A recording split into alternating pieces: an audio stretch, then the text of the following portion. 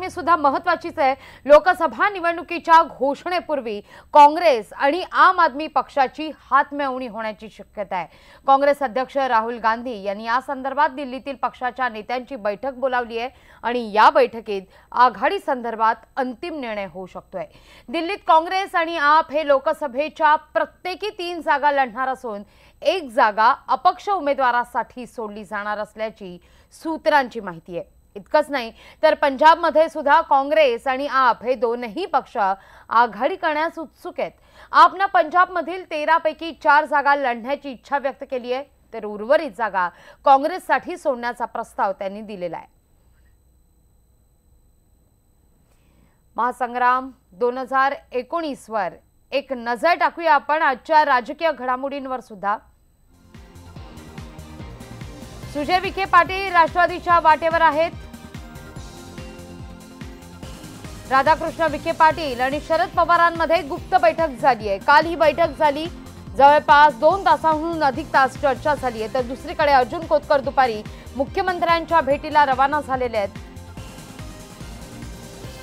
आणि त्यानंतर उद्धव ठाकरे यांची संध्याकाळी मातोश्रीवर भेट घेणार आहे। काय निर्णय होतो याकरता संध्याकाळ महत्त्वाची आहे। तर मनसेच्या वर्धापन दिनी 9 मार्चला राज ठाकरे राजकीय भूमिका आपली स्पष्ट करणार आहे। अत्यंत महत्त्वाच्या घडामोडी घडतायत, तर पुणे महापालिकेत शिवसेनेला सत्तेचा वाटा हवाय। आजच्या राजकीय घडामोडी तर सत्तेच्या प्रस्तावावर आज संजय राऊत, गिरीश बापट यांची मुंबईत बैठक सुद्धा आहे। या बैठकीअंती फलित काय होतं हे पाहणं महत्त्वाचं असेल। सुरुवातीला बातमी अर्थातच राजकीय क्षेत्रातली महत्त्वाची बातमी। गेल्या 2-3 दिवसांपासून ही बातमी सतत गाजतेय। सुजय विखे पाटील राष्ट्रवादी काँग्रेसकडून नगरच्या जागेवर लोकसभा निवडणूक लढण्याची चिन्ह आहेत।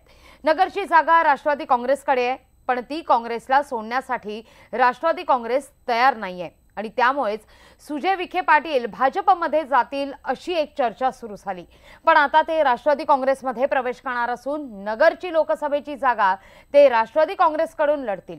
दरम्यान राधाकृष्ण विखे पाटील आणि शरद पवार यांच्यात रात्री 8:30 वाजता मोदी बागेत अर्थात शरद पवारांच्या निवासस्थानी गुप्त बैठक झाली आहे। सूत्रांकडून कळतंय सुजय विखे पाटील, धनंजय मुंडे सुद्धा या बैठकीला उपस्थित होते आणि इथंच सुजय विखे पाटील यांनी राष्ट्रवादी काँग्रेसकडून निवडणूक लढवावी या संदर्भात चर्चा झाल्याची माहिती आहे।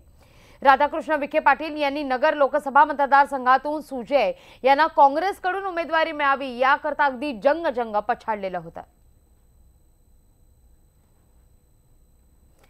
दुसरी बातमी सुद्धा महत्त्वाची आहे, कारण नाराज राज्यमंत्री अर्जुन खोतकर काही मैदान सोडायला तयार नाहीयेत आणि म्हणून ते आज दुपारी 3 वाजता सह्याद्री अतिथीगृहात मुख्यमंत्री देवेंद्र फडणवीस यांची भेट घेणार आहेत आणि यानंतर ते संध्याकाळी शिवसेना पक्षप्रमुख उद्धव ठाकरे यांची मातोश्रीवर जाऊन भेट घेतील। दोनही नेत्यांच्या भेटीनंतर नाराज अर्जुन खोतकर जालना लोकसभा मतदारसंघातून निवडणूक लढवणार की नाही या संदर्भात मात्र स्पष्टीकरण मिळणार आहे। भाजपचे महाराष्ट्र प्रदेशाध्यक्ष रावसाहेब दानवे यांच्या विरोधात अर्जुन खोतकर यांनी दंड थोपटले आहेत। काल त्यांच्या घरी झालेल्या बैठकीनंतर अर्जुन खोतकरांनी नाराजी व्यक्त केली। नाराजी कायम असल्याचं दिसलं। मी अजूनही मैदानातच आहे, निवडणुकीचं रणांगण सोडलं नसल्याची भूमिका अर्जुन खोतकरांनी मांडली आहे। तर वारंवार दानवे आपण ऐकलेलंच आहे की दानवे वारंवार म्हणत होते वाद निवळलेला आहे, पण अर्जुन खोतकर यांनी मात्र मैदान सोडलेलं नाहीये आणि त्यामुळे आज भेटीनंतर चर्चेनंतर अर्जुन खोतकर आपली भूमिका काय स्पष्ट करतात हे सगळ्यात महत्त्वाचं असेल।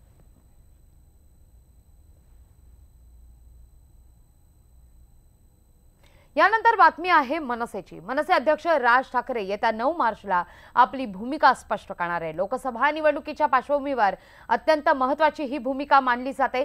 राज ठाकरे लोकसभा निवडणुकीत कोणासोबत जाणार हे जाहीर होण्याची शक्यता आहे। महाराष्ट्र नवनिर्माण सेनेचा 13वा वर्धापन दिन सोहळा येत्या शनिवारी अर्थात 9 मार्चला आहे आणि संध्याकाळी 5 वाजता रंगशारदा हॉलमध्ये या संदर्भात एक विशेष कार्यक्रम आहे आणि यावेळी राज ठाकरे मनसे कार्यकर्त्यांना संबोधित करतील आणि त्याचवेळी आपली लोकसभेसंदर्भातली भूमिका स्पष्ट करणार आहेत। बातमी पुण्याची। पुणे महापालिकेत शिवसेनेला सत्तेत सहभागी करून घेण्याकरता शिवसेनेने दिलेल्या प्रस्तावावर आज संजय राऊत आणि गिरीश बापट यांची मुंबईत बैठक झाली। पुणे पॅटर्न ठरला तर राज्यभर शिवसेनेकडून सत्तेत सहभागी करून घेण्याची मागणी केली जाणार आहे।